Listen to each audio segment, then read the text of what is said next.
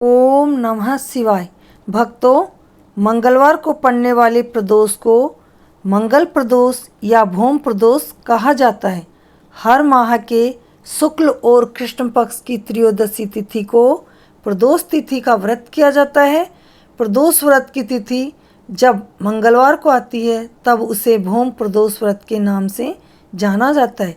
भौम प्रदोष व्रत में कथा सुनना व कहना बहुत पुण्यदायी माना जाता है और इस कथा से पूजा भी पूरी होती है। मान्यता है कि भौम प्रदोष व्रत की कथा सुनने व कहने से देवों के देव महादेव का आशीर्वाद प्राप्त होता है और आर्थिक परेशानियों से मुक्ति मिलती है। आइए जानते हैं भौम प्रदोष व्रत की कथा के बारे में। सूत जी बोले, जब मैं मंगल त्रयोदशी प्रदोष व्रत का विधि विधान कहता हूँ। मंगलवार का दिन व्याधियों का नाशक है। इस व्रत में एक समय व्रती को गेहूं और गुड़ का भोजन करना चाहिए। इस व्रत के करने से मनुष्य सभी पापों व रोगों से मुक्त हो जाता है। इसमें किसी प्रकार का संशय नहीं है। अब मैं आपको उस बुढ़िया की कथा सुनाता हूँ जिसने यह व्रत किया वह मोक्ष को प्राप्त हुई। अत्यंत प्राचीन काल की घटना है। एक नगर में एक बुढ़िया रहती थी। उसके मंगलिया नाम का एक पुत्र था। वृद्धा को हनुमान जी पर बड़ी श्रद्धा थी। वह प्रत्येक मंगलवार को हनुमान जी का व्रत रखती थी, यथाविधि उनका भोग लगाती थी।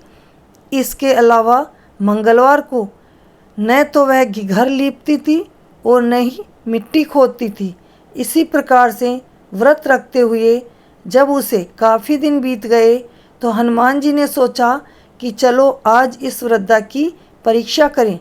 वे साधु का वेश बनाकर उसके दरवाजे पर जा पहुँचे और पुकारा, है कोई हनुमान भक्त जो हमारी इच्छा पूरी करे। वृद्धा ने यह पुकार सुनी तो बाहर आई और महाराज क्या आज्ञा है। साधु वेशधारी हनुमान जी बोले कि मैं बहुत भूखा हूँ, भोजन करूँगा, तू थोड़ी सी जमीन लीप दे। वृद्धा बड़ी दुविधा में पड़ गई। अंत में हाथ जोड़कर प्रार्थना की, हे महाराज, लीपने और मिट्टी खोदने के अतिरिक्त जो भी काम हो वह सब मैं करने को तैयार हूँ। साधु ने 3 बार परीक्षा करने के बाद कहा, तू अपने बेटे को बुला, मैं उसे औंधा लिटाकर उसकी पीठ पर आग जलाकर भोजन बनाऊंगा। वृद्धा ने सुना तो पैरों तले से जमीन खिसक गई, मगर वह वचन हार चुकी थी और वचन दे चुकी थी। उसने मंगलिया को पुकारकर साधु महाराज के हवाले कर दिया, मगर साधु ऐसे ही मानने वाले न थे। उन्होंने वृद्धा के हाथों से ही मंगलिया को औंधा लिटाकर उसकी पीठ पर आग जलाई।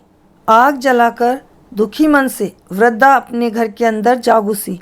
साधु जब भोजन को बनाकर तैयार कर लिया तब उसने वृद्धा को बुलाया और कहा कि वह मंगलिया को पुकारे ताकि वह भी आकर भोजन कर ले। वृद्धा ने आंखों में आंसू भरकर कहने लगी, अब उसका नाम लेकर मेरे हृदय को और क्यों दुखाओ। लेकिन साधु महाराज ने माने। वृद्धा को भोजन के लिए मंगलिया को पुकारना पड़ा। पुकारने की देरी थी कि मंगलिया बाहर से हंसता हुआ घर में दौड़ा आया। मंगलिया को जीता जागता देखकर वृद्धा को सुखद आश्चर्य हुआ।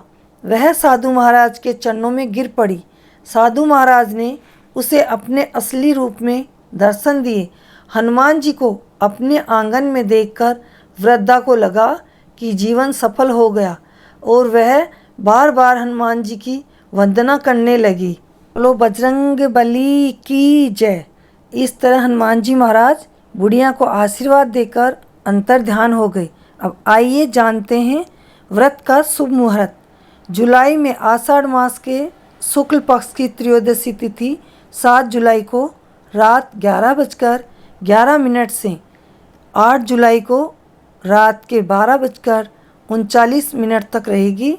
प्रदोष काल में त्रयोदशी तिथि 8 जुलाई को होगी, इसलिए 8 जुलाई दिन मंगलवार को प्रदोष व्रत रखा जाएगा। मंगलवार होने की वजह से इसे भौम प्रदोष व्रत कहा जाएगा। इस दिन ज्येष्ठा उपरांत मूल नक्षत्र का संयोग रहेगा। इसके साथ ही शुक्ल योग का निर्माण होगा। चंद्रमा वृश्चिक उपरांत धनु राशि में गोचर करेंगे, जबकि शुक्र ग्रह का रोहिणी नक्षत्र में प्रवेश होगा। आइए अब सुनते हैं मंगल प्रदोष का महत्व। प्रदोष व्रत रखने से भगवान शिव प्रसन्न होते हैं। इससे वैवाहिक जीवन में सुख शांति रहती है, संतान सुख मिलता है। इसके साथ ही दुख परेशानियों से छुटकारा मिलता है। भगवान शिव और पार्वती के आशीर्वाद से प्रदोष व्रत रखने वाले के घर में हमेशा खुशियां बनी रहती है। प्रदोष व्रत के मौके पर रुद्राभिषेक करना अधिक पुण्य फलदायी माना जाता है। आइए जानते हैं कि प्रदोष के दिन भगवान शिव की पूजा कैसे करें। प्रदोष व्रत वाले दिन सुबह जल्दी उठकर स्नान करके साफ सुथरे कपड़े पहनें। इसके बाद भगवान शिव का ध्यान करें और व्रत का संकल्प लें। इसके बाद घर के मंदिर में शिव पार्वती का विधि विधान के साथ पूजन करें। घर के मंदिर में ना करें तो आप बाहर कहीं भी किसी भी मंदिर में जाकर पूजन कर सकते हैं। उन्हें स्नान कराएं, गंगा जल से अभिषेक करें, रोली चंदन लगाएं, धूप दीप नैवेद्य समर्पित करें, फूल और भोग अर्पित करें। इसके बाद भगवान शिव के मंत्रों का जप करें। फिर प्रदोष व्रत की कथा का पाठ करें। इसके बाद शिव पार्वती की आरती करें। पूजन के दौरान जाने अनजाने में हुई गलतियों के लिए क्षमा मांगे। इसके बाद पूजा का प्रसाद घर में बांट दें और खुद भी ग्रहण करें।